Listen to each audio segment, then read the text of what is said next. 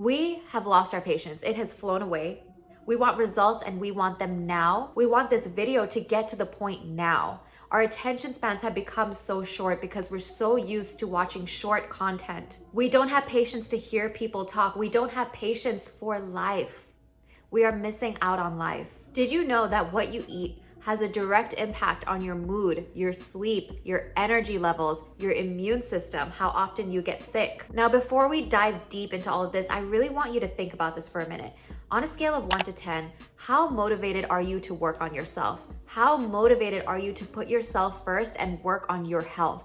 Think about this number. Either write it down, think about it in your head, and I'm gonna ask you the same question at the end of this video.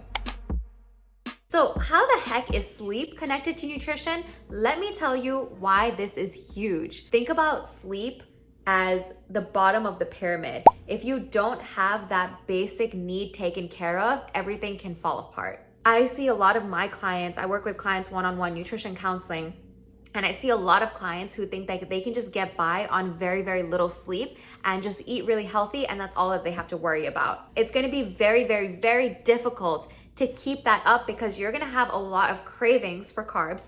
When we don't sleep very well, when we're sleep deprived, we tend to crave carbs and we tend to be hungrier throughout the day because your body's trying to compensate for that lack of sleep by trying to trigger you into eating carbs so it can stay awake, because sleep is so necessary for our life, for our mental health, and for our overall well-being. If you're not sleeping very well, your muscle growth is going to also be stunted and you're not going to get the most out of your workouts. Another thing that can happen is if you're eating a lot of carbohydrate late at night, it can inhibit your sleep cycles and it can cause you to get not so great sleep. I don't know about you, but when I'm not sleeping very well, I do not want to exercise. It's really hard to get my butt to the gym. It's really hard to even go on a walk. Your body's telling you it can't handle it. It needs that basic need to actually function. Let's move on to energy. True story, a lot of people in real life, not on YouTube, will ask me, how do I have so much energy? When people are around me and they are tending to get so tired, I'm the one who's like, let's go. Like, I have so much energy all the time. And let me tell you, it's not caffeine. I drink 1 cup of coffee a day, no more than that. But I really think it has something to do with my diet and exercise routine, because I know the things that can really help increase your energy and increase your mood and just help you have more sustained energy throughout the day and not spike and crash all the time. You want protein, fiber, and healthy fats. I talk about this in pretty much all of my videos. It may not be possible in every single meal, but think about it and try your best. If you want to improve your hunger throughout the day, if you want to stay fuller for longer throughout the day, if you want to not have so many blood sugar spikes and crashes, if you want to have more energy, if you just want to be more content with the food that you're eating and more physically satisfied, we need to look at the quality, the nutrient quality of our diet and maximize the volume of the nutrients that we are consuming. However, this can be taken to an extreme, as in we may start taking so many supplements, mega doses of supplements, high doses of vitamin D and A and E and K, and those vitamins can be toxic in high doses. They can cause a lot of issues. Or I see people just not taking a B12 supplement when they really, really need to, or they're not taking a vitamin D supplement when they are actually deficient. On the other hand, if we are eating a lot of greasy, fried food, fast food, it can cause reflux, it can cause heartburn, it can cause gastroesophageal reflux disease, which can lead to something called Barrett's esophagus, which can lead to esophageal cancer. Now, there is so much misinformation online. There are people that will tell you, do intermittent fasting, do the keto diet, cut out carbs, don't eat bread. It drives me crazy because there are so many components that could be missing from your diet that you need to thrive as a human being. When we cut out carbs, we are cutting out fiber from our diet. Fiber is one of the main, most important nutrients that we need. Pretty much every client that I've ever worked with has not been getting enough fiber. And no, athletic greens or supplements or whatever it is, it cannot replace an actual whole food meal. There is a time and place for supplements like multivitamins and vitamin B12 and all of those things. Sure, but we can't use them to replace our meals. So much misinformation about how certain people don't have to worry about protein, or like broccoli has protein. That is not true, my friend. We need to make sure that we are getting credible, accurate information from registered dietitians like myself whenever it comes to nutrition. hopefully so far this video is helping you realize different things that might be connecting the puzzle of why is it that you want to be healthier? Why is it that you want to make these healthier choices? What is in it for you? And recognizing your why power is really going to help you have more motivation to start these healthy habit changes. So hopefully one or two things here or there are clicking for you in this video so far. You know, sometimes there are things that you just cannot control. Some people are more genetically predisposed to getting cancer or heart disease, and sometimes cancer just happens. And I think a lot of people think that nutrition can be a magical cure for everything. Like all these autoimmune diseases and food allergies and all of these things, nutrition has to be the answer. And while nutrition is so important and there's so much we can do, sometimes we need to take medication. Sometimes we can only do so much until genetics takes over. Sometimes you get cancer because it just happened and you had a healthy diet and there was nothing that you could do. And I think that's another way that misinformation spreads, because we think that there's a cure-all for everything. We think that nutrition is the cure-all for everything. And that's when we fall into the trap of, we need to buy these expensive supplements, we need to do this detox, we need to drink celery juice. Sometimes those things can cause more harm than good. But of course, there are things that we can do to lower our risk of certain disease. And if you're getting any value out of this video right now, please do me a favor and hit that like button, because it really does help support my channel. And no, it does not involve buying an expensive supplement that says immunity blend and drinking detox juices and drinking celery juices and all of these things that these kids are doing these days. It does not involve doing that at all. And trust me, I am making my rounds. I'm doing a video on all of these different myths that I've heard about. I have one already on alkaline water that I'll link up here for you. But let me know in the comments if there's any other videos or any other myths that you're hearing about nutrition that you want debunked or you want more information on. This goes back to the whole foods thing again, because whole foods, like I said, they have antioxidants and nutrients and fiber and all of these things,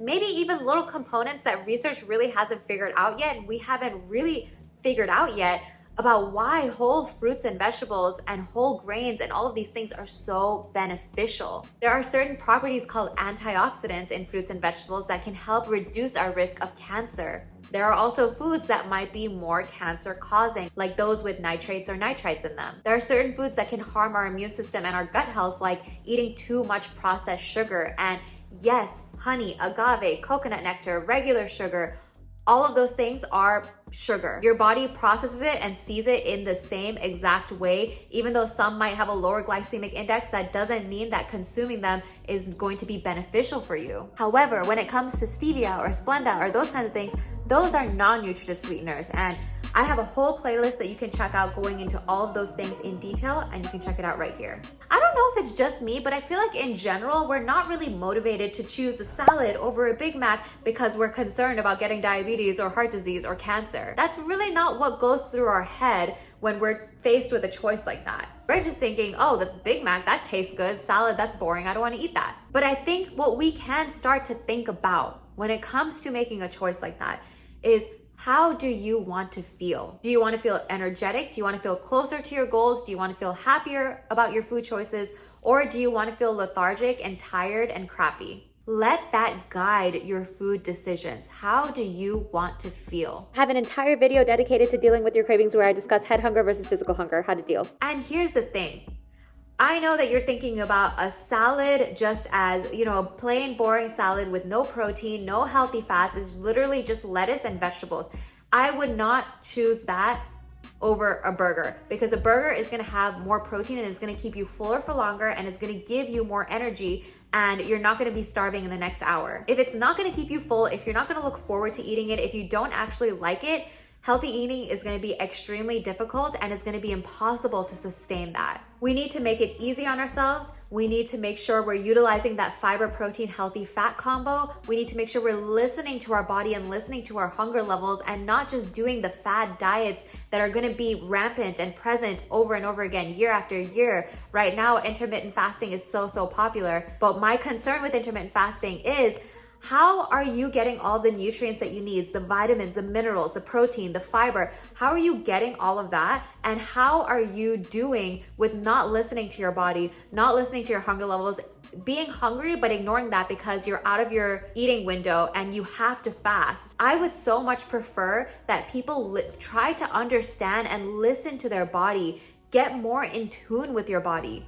Develop interoceptive awareness rather than ignoring it and pushing it away, because you have one body. This is your only place to live, so why ignore it? Why not understand it, be in tune with it, and try to work with it rather than work against it? Nutrition and healthy habits and becoming a healthier human being, it's a marathon. It's not a sprint. It's not something that you're gonna get quick results and you're gonna get them overnight and you're gonna be able to sustain that for the rest of your life. It's something that you have to constantly work on every single day. And just like life ebbs and flows, sometimes it's crappy, sometimes it's great, sometimes great things are happening, sometimes terrible things are happening. Sometimes nutrition and working on yourself as a healthier human being, it will ebb and flow too. But the direction that you can be going, if you continue to work on it every single day, is gonna be up. If you try to get 1% better, just 1% better every single day, you're gonna be going from here to all the way over here. And that is what's gonna be so much more helpful and beneficial than starting a fad diet or doing a detox or doing a cleanse or something like that. Now, I'm gonna ask you again, on a scale of 1 to 10, how motivated are you to work on yourself, to work on these healthy habits, to become a healthier human being? I would really, really love it if you let me know and commented this below, because I really want to see if this video actually helped anyone. Did it actually motivate you? And did that number change for you as you were watching this video? I would really, really love to know that. And thank you for giving me your time and watching this video, because I know that we are so used to short form content these days, like TikToks and Instagram Reels, and we just want 30 seconds and we kind of don't even have patience for the full 30 seconds. But you know, the reason that I did this video is because I had a dream that I was doing this video. I had a dream that I was writing on my whiteboard about all of the reasons that we should care about nutrition, all of the reasons we should care about healthy eating and care about taking care of our health. And I literally woke up from the dream thinking I have to do this video right now, because I felt like that was a sign when I had my whole next video planned out on pre-workout nutrition. So this was a complete change of plans. I literally scripted this and filmed it in one day when it usually takes me like 3 days to script and film, because I was just so passionate about this. And after that dream, I was like, I need to do this right now. I literally woke up and started scripting the video and started outlining it. And that rarely ever happens. Did anyone actually like really need to hear this right now? Because it literally came to me in a dream. And if you hit that bell, you'll be notified of my future videos, because if you don't hit the bell, sometimes you won't see that I created a new video. So if you do want to keep up to date on all of my newest videos, subscribe and hit that bell, and I'll see you guys in my next one. Bye. Thank you so much for watching. I appreciate you.